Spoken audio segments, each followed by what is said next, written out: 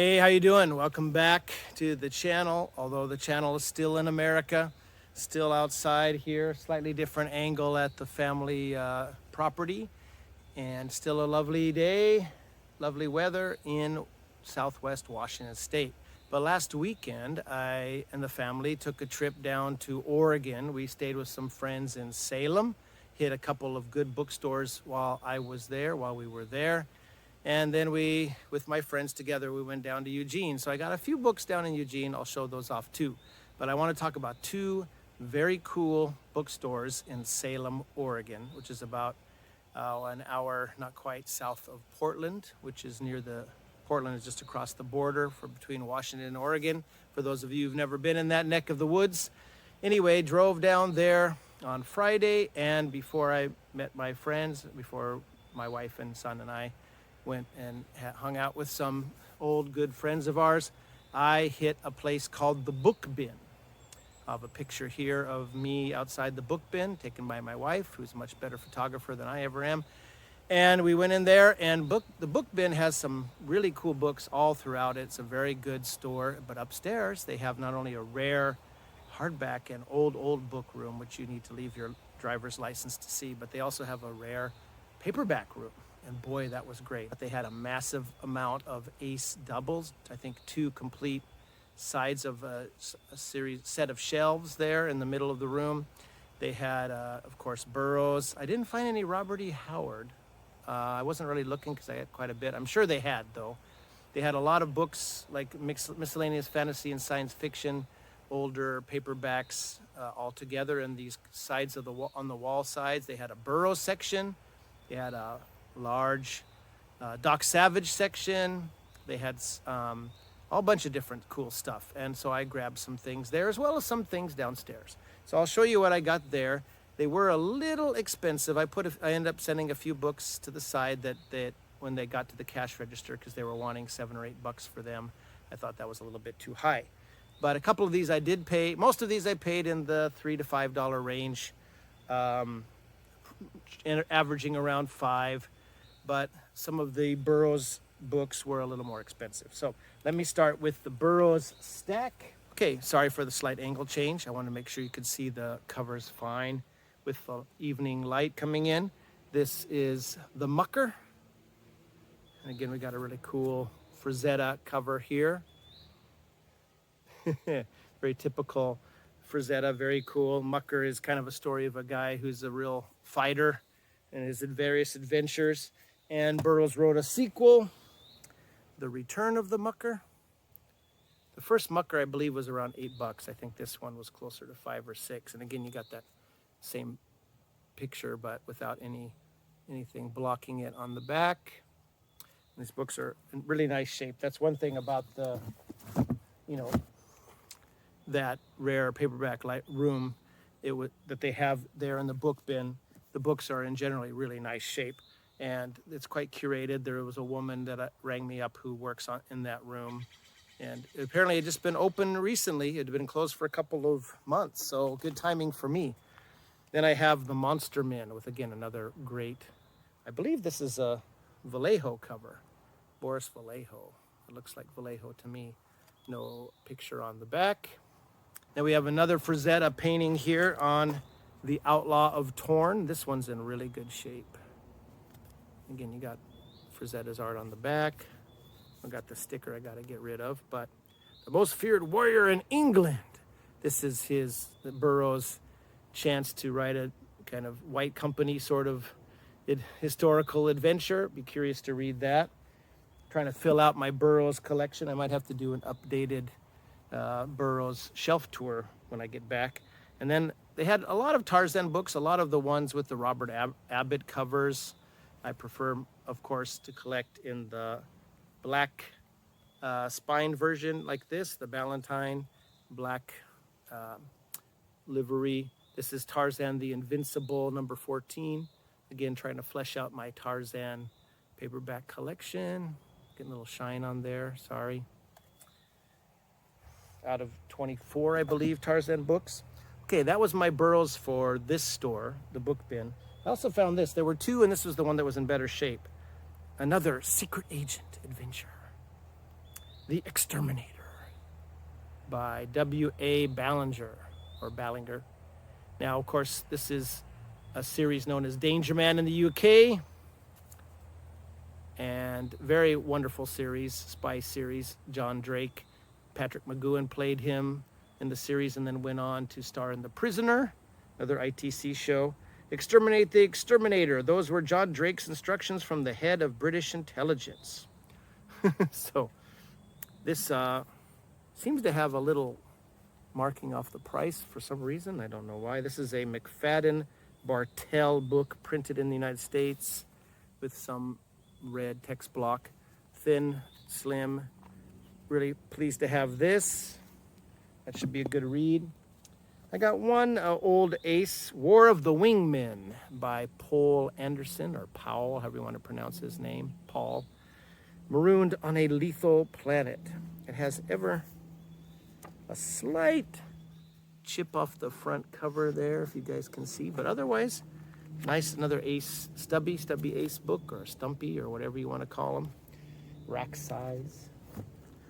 And then this is another ace, but in an ace science fiction special. I believe Richard Rempel showed this one off in the past. This might be one of the ones, the series that was cover art by Leo and Diane Dillon. This is John Brunner, The Traveler in Black. That's pretty cool. I've been wanting to get this Traveler in Black. It's kind of Brunner doing a little fantasy. I know Nick at the Book Graveyard has liked John Brunner's mystery and spy thrillers stuff. Got a couple, since Deb at Omnivorous Reader is always talking up about the John Grimes series of space operas by A. Bertram Chandler. I picked up, I think, several this trip. I got two at the book bin, and they're both Daw Yellow Spines, in nice shape. The Far Traveler. Commodore Grimes, SF's Answer to Horatio Hornblower by Publishers Weekly. And this is a Daw number 327. The yellow spine there, looking pretty good, pretty bright and yellow, in nice shape.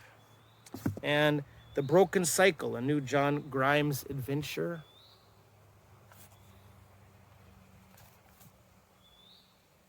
This is Daw number 360. I have a fantasy series that I've wanted to read. I've had the first one in a long time, never had the second one yet.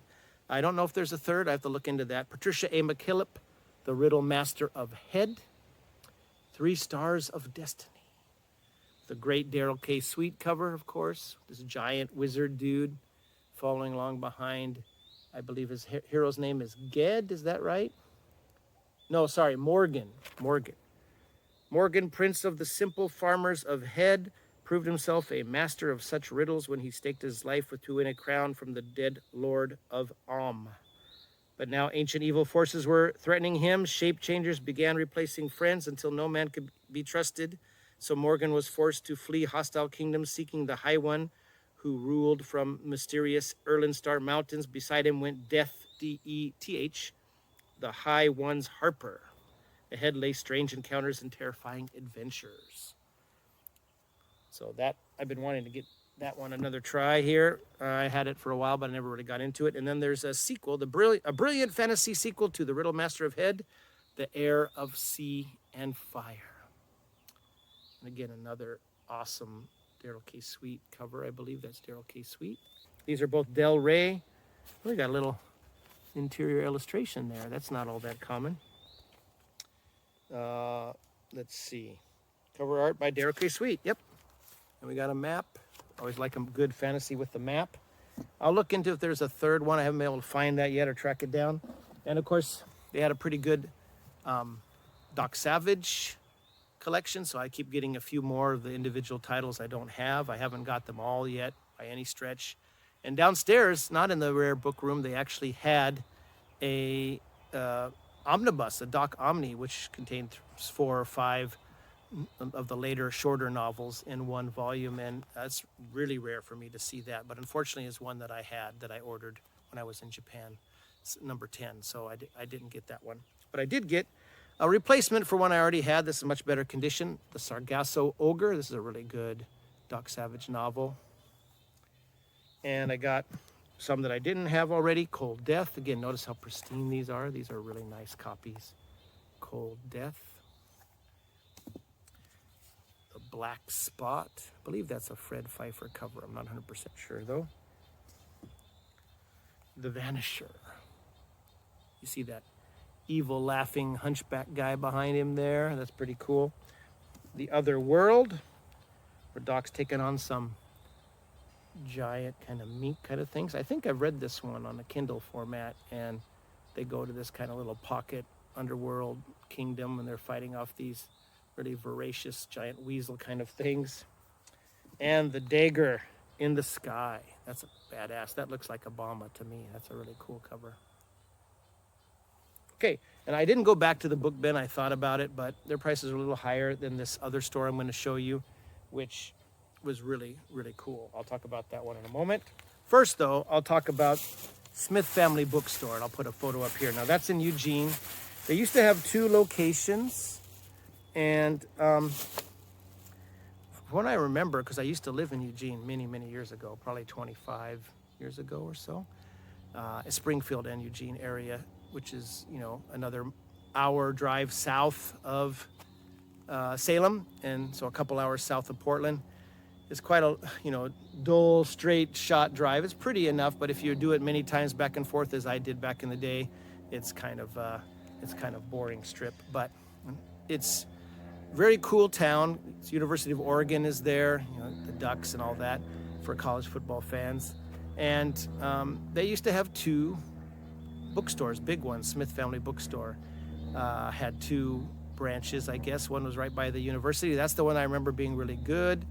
They closed that one apparently, maybe kind of a victim of COVID closures, etc. But this other one that was a little farther towards the 5th Street Market or 5th Avenue Market or whatever was good. It was kind of modeled after Powell's Books in Portland, where they had new and used books mixed together.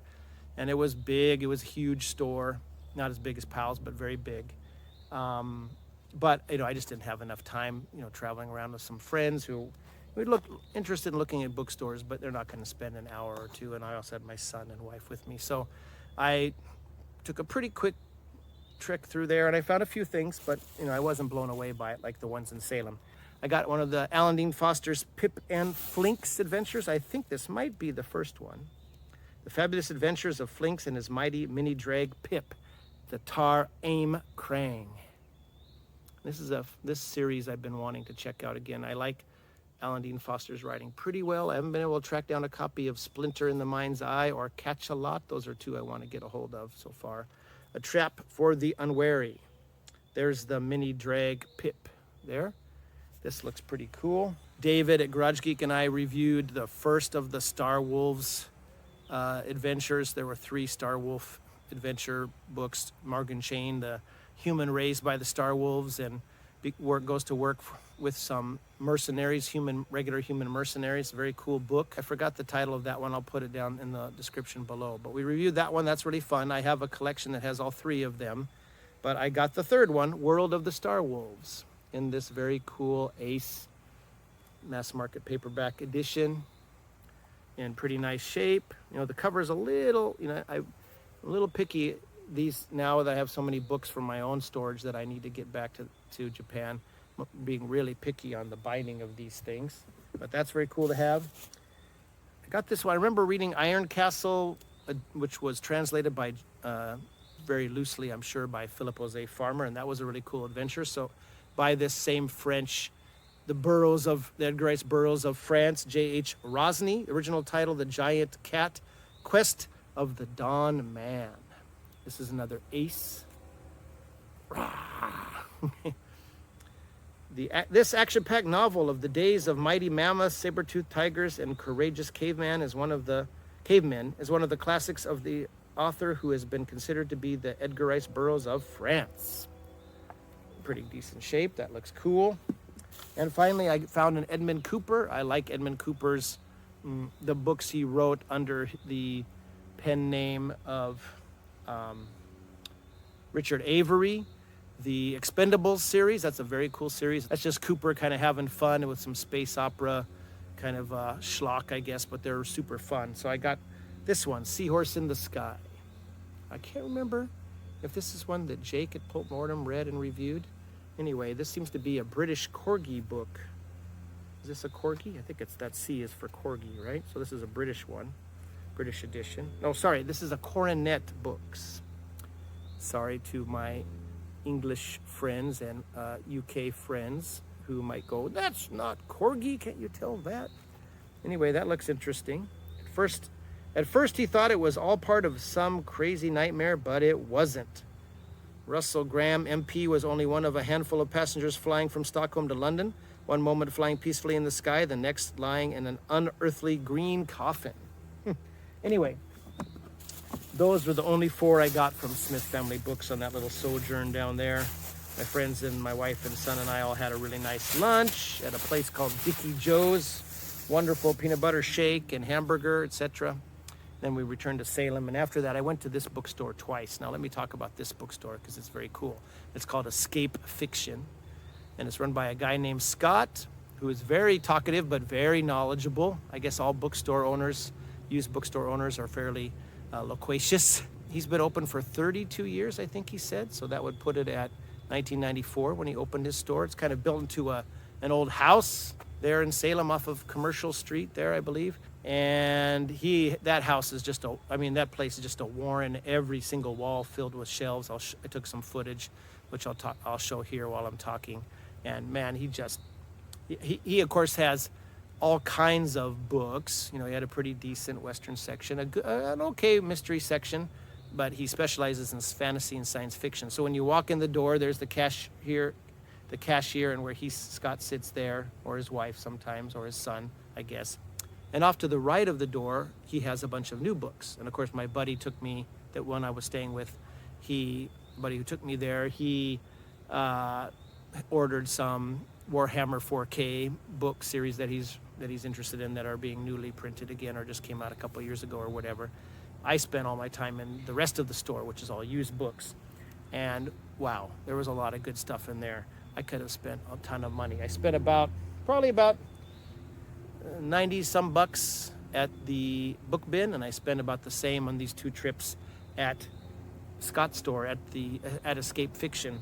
But there were a lot more I could have bought at Escape Fiction, let me tell you that. Okay, so let's go through these. I have them kind of separated out now.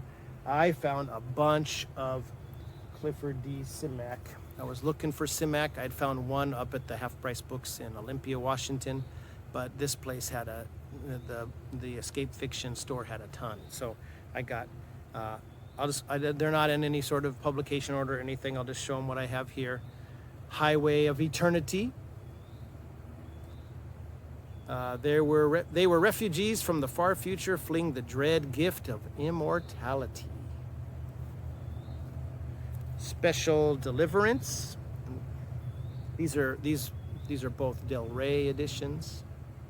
I'm guessing somewhere from the 70s. A Charming Tale of Adventure and Survival by Clifford D. Simak, or Simak, however you want to pronounce it. Our Children's Children, maybe a little earlier, 70s one. A new and masterful science fiction novel, first time in paperback. They came from $24.98.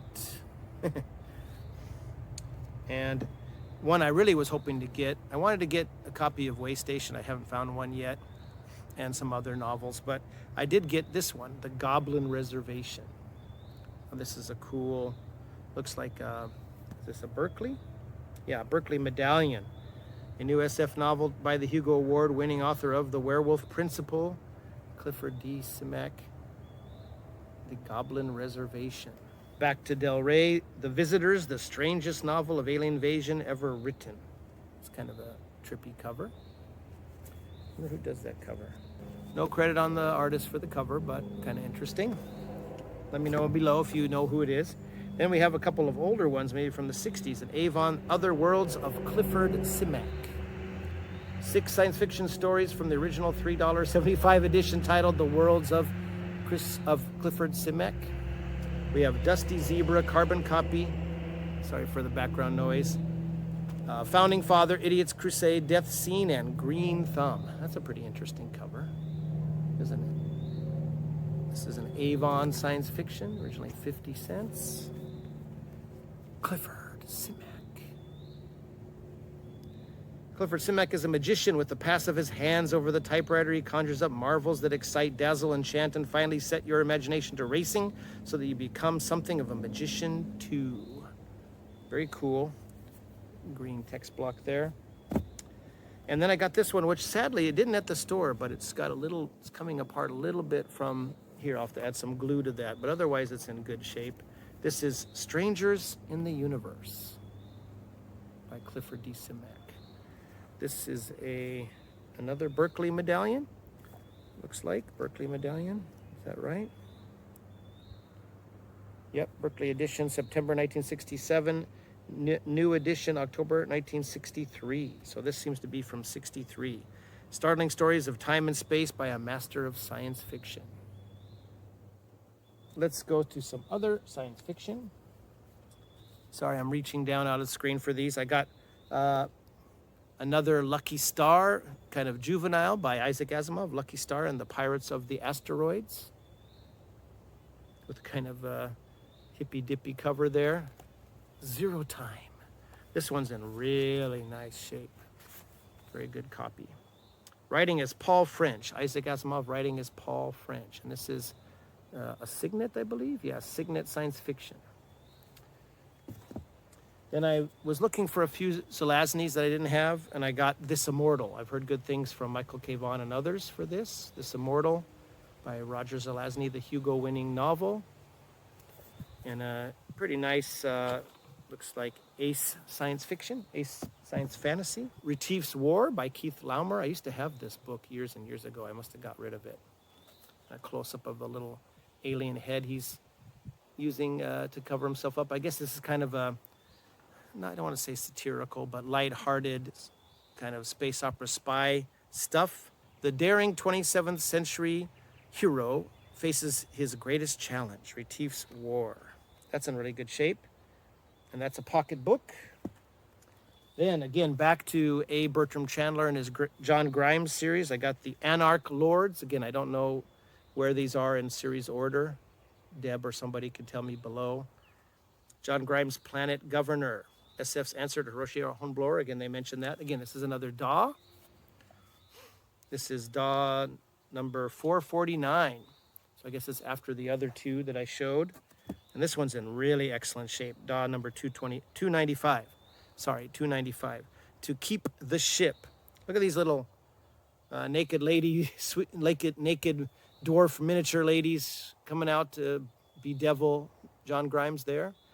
That seems pretty cool. Then I got one from an author I've never heard of before, but this book sounded too cool to pass up.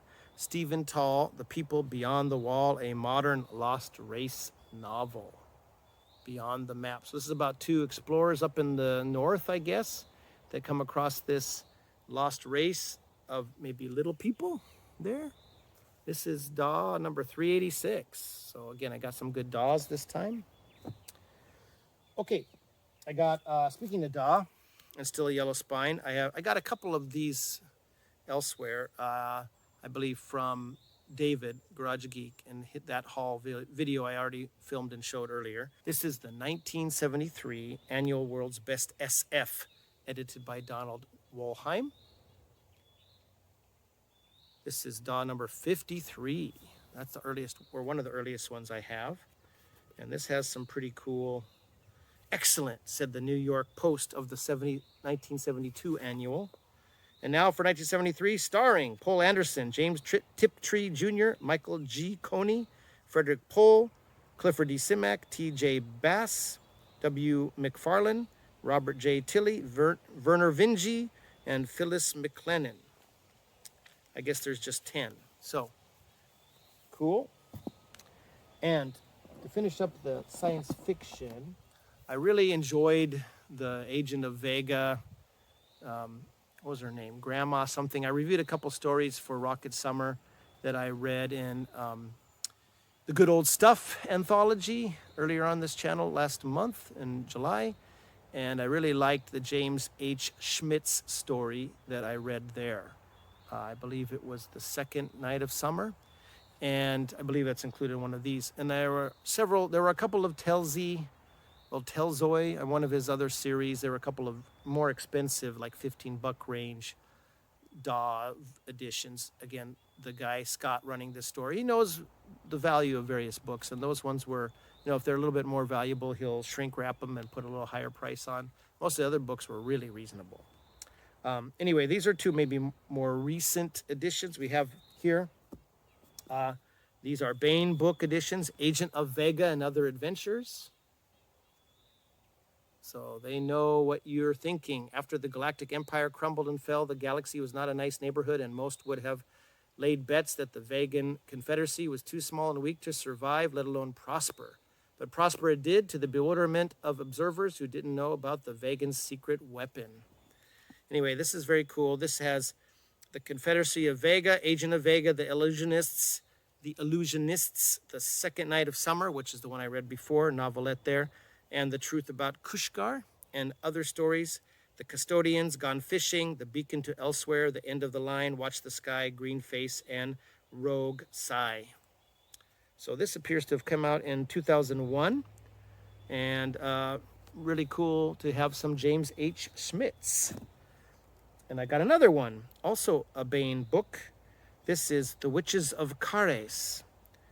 Much has been made of the sense of wonder that science fiction evokes, and believe me, there was nothing to evoke that sense that sense quite like the worlds of James Schmitz. So says Mercedes Lackey. So this is, I guess, just a novel, but it's a long one, 394 pages. So it says edited by Eric Flint. So maybe there's more than one novel in here, or more than one book in here. I don't know. I don't know why it would be edited. I'll have to investigate further about this one because I don't know. It says different chapters. I don't know if it's a fix-up or what. But anyway, glad to get some Schmitz and some more Burroughs. And these were pretty reasonable, actually. I think this one was $6.95. And again, in Oregon, there's no sales tax. So the price quoted on the back is what you pay. This is Tarzan and the Lion Man, which I think I made a mistake on and grabbed. I should have grabbed Tarzan and the Golden Lion, which I didn't find there, but I already have the Lion Man, I think, so I might give a duplicate to somebody else down the road.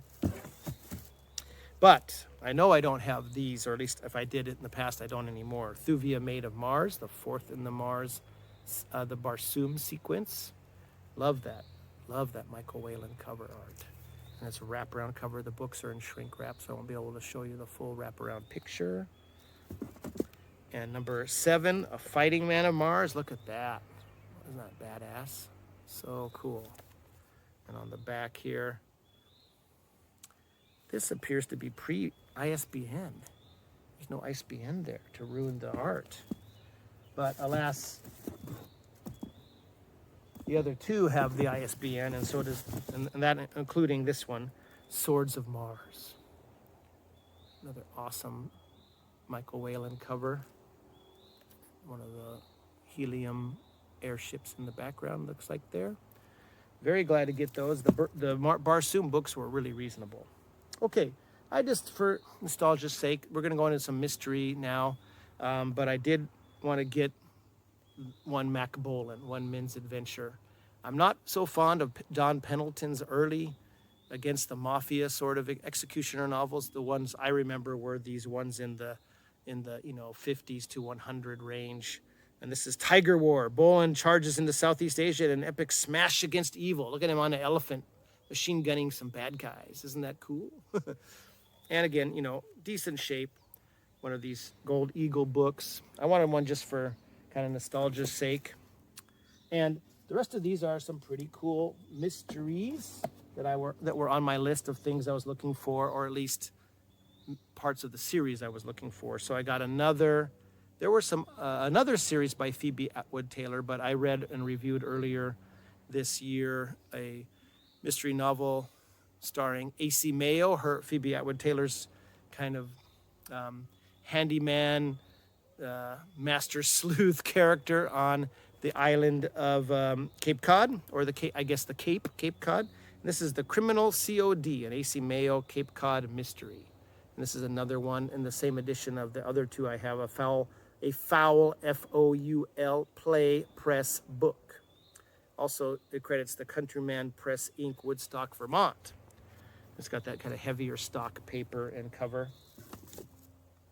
I was looking for some of the Niall Marsh, Inspector Allen books set in New Zealand. Niall Marsh is from New Zealand. But I did find a pretty nice, more recent edition, I guess, of Last Ditch. This is the same livery that I've got some other Niall Marsh books on. I haven't read much Niall Marsh. She's one of the queens of Golden Age detection that I've not gotten into so much. But this is St. Martin's Minotaur Mysteries. And here's Niall Marsh, picture of her there, or at least a drawing of her. Horseplay Turns Deadly. This is featuring, and maybe from the point of view of Inspector Allen and his wife, is it Agatha Troy? Their son Ricky. He discovers a body next to him in his hotel room and is kind of suspected, and so Allen has to come in and try to find the real murderer. I also did a video earlier about the James Melville Inspector Otani series set in Osaka and Kobe in Japan, where I live most of my time when I'm not back in the States, which is very rare these days. Superintendent Otani, sorry, he's not an inspector, he's a superintendent. Superintendent Otani mystery. So I found another one that I didn't have of the series. I've only got about 3 left to find to get the whole series. The Reluctant Ronin. And these are really cool, fun, kind of police procedural mysteries.